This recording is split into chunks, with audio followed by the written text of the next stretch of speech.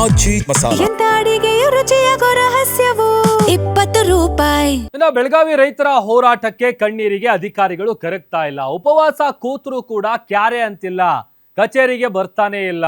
ಬೆಳಗಾವಿ ಜಿಲ್ಲಾ ಕೇಂದ್ರದಿಂದ ಕೇವಲ 50 ಕಿಲೋಮೀಟರ್ ದೂರ ಅಷ್ಟೇ.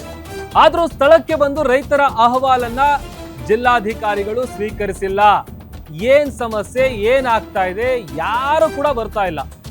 ಡಿಸಿ ಮೊಹಮ್ಮದ್ ರೋಷನ್, ಪ್ರಾದೇಶಿಕ ಆಯುಕ್ತೆ ಜಾನಕಿ ಮೌನಕ್ಕೆ ಶರಣಾಗಿದ್ದಾರೆ.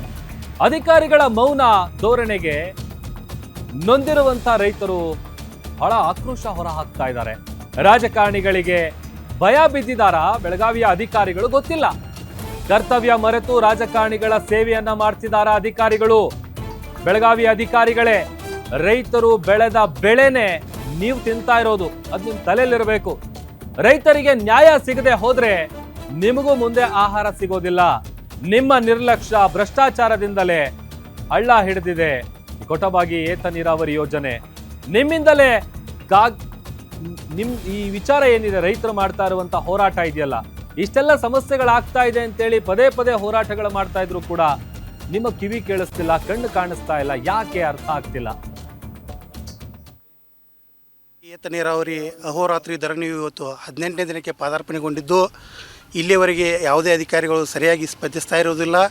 ಈ ವ್ಯಾಪ್ತಿಯಲ್ಲಿ 18 ಗ್ರಾಮಗಳಿದ್ದು, ಇದರಲ್ಲಿ 8 ಗ್ರಾಮಗಳು ಹುಕ್ಕೇರಿ ತಾಲೂಕಿನ, 10 ಗ್ರಾಮಗಳು ಚಿಕ್ಕೋಡಿ ತಾಲೂಕಿನಲ್ಲಿ ಇದ್ದು, ಇದಾಗ ನಮ್ಮ ಚಿಕ್ಕೋಡಿ ತಾಲೂಕಿನ 10 ಗ್ರಾಮಗಳಿಗೆ ಎಲ್ಲಿಯವರೆಗೆ ಅಂದರೆ ನಮ್ಮ ಕಾಲುವೆ ಕೊನೆಯದವರೆಗೂ ನೀರು ಹರಿತಾ ಇಲ್ಲ. ಇಲ್ಲಿಯವರೆಗೆ ಕಳೆದ 10 ವರ್ಷಗಳಿಂದ ನಮಗೆ ಇದು ಪರಿಸ್ಥಿತಿ ಆಗೈತಿ.